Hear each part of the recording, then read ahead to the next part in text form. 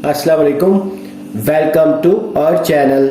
Math 9 exercise 2.4 federal board और all Punjab board, जितने भी पंजाब के बोर्ड्स हैं, इसमें मैथ की जो 9th की बुक रिकमेंडेड है, इसकी एक्सरसाइज 2.4 हम ऑलरेडी सॉल्व कर रहे हैं। इस वीडियो में हम इसका क्वेश्चन जो 3 है, इसका फर्स्ट पार्ट सॉल्व करेंगे। ये एक्सरसाइज एग्जाम्स के लिए इंपॉर्टेंट है। इस क्वेश्चन के सोल्यूशन में सबसे पहले ये जो कुछ टर्म्स है बड़ी, जैसे 27 है, इसका ब्रेक डाउन ऐसे करना है रफ वर्क में। जैसे 3 का टेबल 27 पे 9 टाइम, फिर 3 का टेबल 9 पे 3 टाइम। इसी तरह 60 की भी ब्रेक डाउन कर लेनी है। 2 के टेबल से 60 पे 30 टाइम, फिर 2 का टेबल 30 पे 15 टाइम, और 3 का 5 टाइम, और 5 का 1 टाइम। इस तरह से जो 180 है उसकी भी फैक्टराइजेशन या फैक्टर्स फाइंड कर लेने रफ वर्क में। 2 का टेबल 180 पे 90 टाइम, फिर 2 का टेबल 90 पे 45 टाइम, और 3 का टेबल 45 पे 15 टाइम, फिर 3 5 सा 15 और 5 1 सा 5। यहाँ पे ये जो 2 रेज टू द पावर 1/3 है, इसको एज इट इज लिख लेंगे। और ये जो 27 है, इसकी फैक्टराइजेशन ये है 3 रेज टू द पावर 3, क्योंकि 3 जो है वो 3 दफा आया, तो यहाँ पे लिख लेंगे 3 रेज टू द पावर 3, और इसकी जो ऑलरेडी पावर है वो इसके ऊपर यहां पे लिख लेनी है।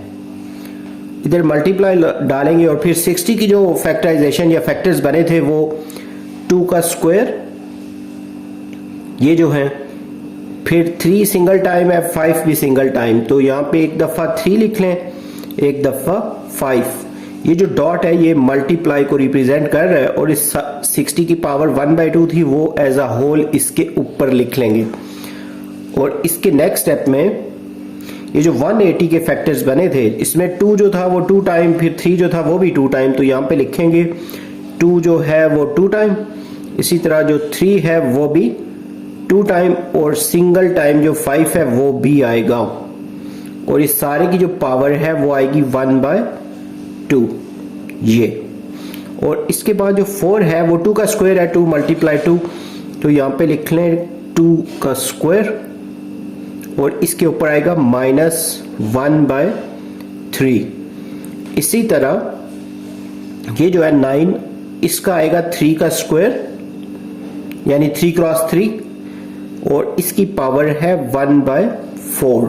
अच्छा, इसकी नेक्स्ट स्टेप में मूव करते हैं। ये जो पावर, जैसे ये वाली 3 और 3 ये कैंसिल हो जाएगा यहाँ पे, तो 3 की पावर 1 आ जाएगी, और ये तो एज इट इज लिख लेते हैं 2 रेज टू द पावर 1/3।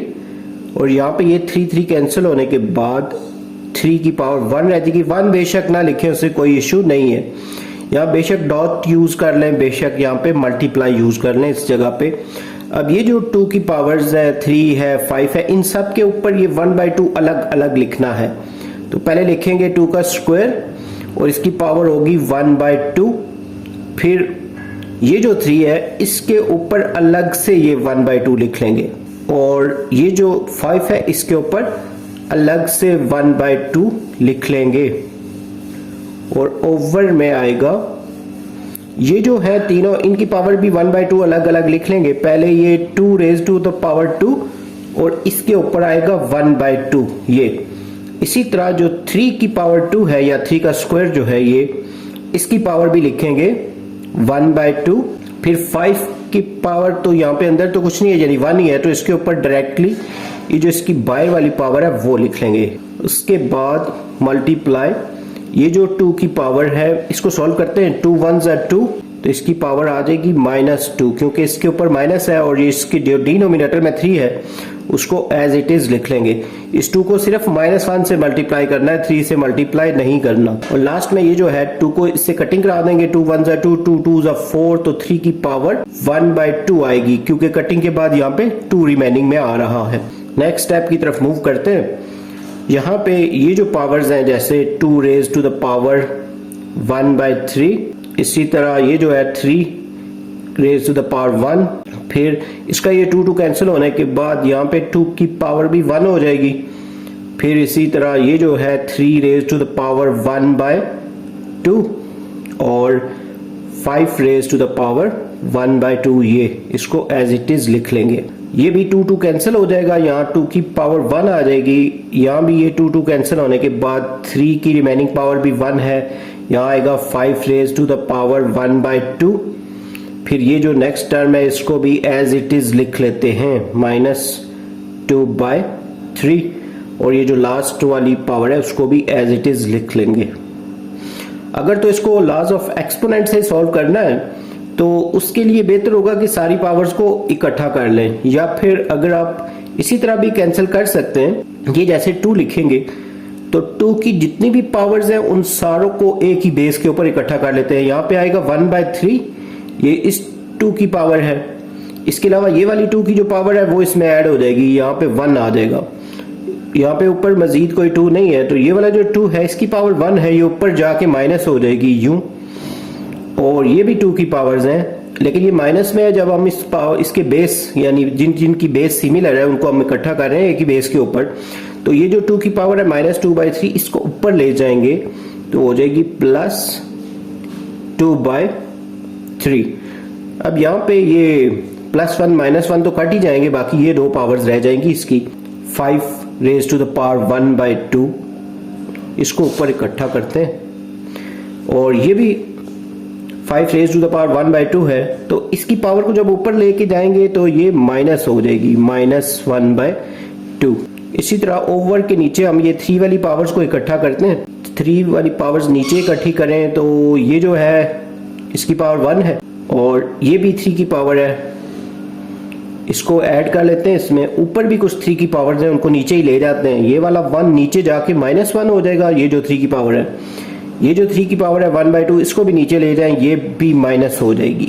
यहाँ पे जैसे इसका ये 1 तो कैंसिल हो गया था, तो 2 की पावर में जो रिमेनिंग नंबर्स हैं वो लिख लेते हैं। एक आएगा 1/3 और एक ये वाला +2/3। उसके बाद जैसे ये 5 की तो दोनों पावर्स कैंसिल ही हो जाएंगी, तो 5 की पावर 0 आ जाएगी यहाँ पे, 5 की पावर 0। इसी तरह ये जो 3 की पावर्स हैं ये 1 -1 से 1/2 -1/2 ये भी कैंसिल हो जाएंगे, तो 3 की जो सारी पावर्स हैं वो भी कट ऑफ होके 3 की पावर 0 आ रही है। नेक्स्ट स्टेप में ये जो पावर्स हैं दोनों इनका एलसीएम ले लेते हैं रफ वर्क में। जैसे ये 1/3 है और ये 2/3 है, तो इसका एलसीएम 3 आएगा। इसके ऊपर 1 है, इसके ऊपर 2, तो यूं 1 + 2, तो ये प्लस होके 3/3 आ जाएगा, जो कि कट के 1 के इक्वल यानी कैंसिल होके 1 आ जाएगा। तो यहाँ पे लिख लेंगे 2⁻1। ये जो इन दोनों को सम अप किया है रफ वर्क में, और मल्टीप्लाई ये जो 5 की पावर 0 है, जब भी किसी नंबर की पावर 0 हो वो 1 के इक्वल होती है। यहाँ पे 1 लिख लेंगे। ओवर में ये जो 3 की पावर 0 है इसकी जगह भी 1 आ जाएगा, तो ये 1 और ये 1 जो है ये डिवाइड में है, वैसे भी ये कैंसिल हो रहे हैं, लेकिन ये जो 2 की पावर 1 है ये रिमेनिंग में, ये हमारा आंसर है। यहाँ पे ये जो थर्ड क्वेश्चन है एक्सरसाइज 2.4 का, ये कंप्लीट हो गया है। उम्मीद है आपको ये क्वेश्चन अच्छे से समझ आ गया होगा। अगर हमारी वीडियोस आपको पसंद आ रही हैं तो हमारे चैनल को सब्सक्राइब कर दें, वीडियोस को लाइक और शेयर कर दें। ये एक्सरसाइज एग्जाम्स के लिए इम्पोर्टेंट है। बहुत सी दुआओं के साथ कि आप सब बच्चों के अच्छे नंबर आए। Have a nice time.